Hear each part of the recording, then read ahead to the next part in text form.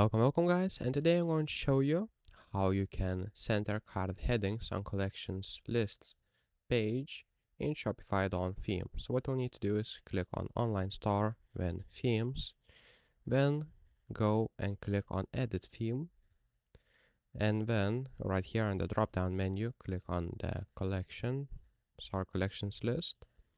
And right here, what you'll need to do is select the collections list page, and on the left side, you'll see this menu that shows up, and click on custom CSS.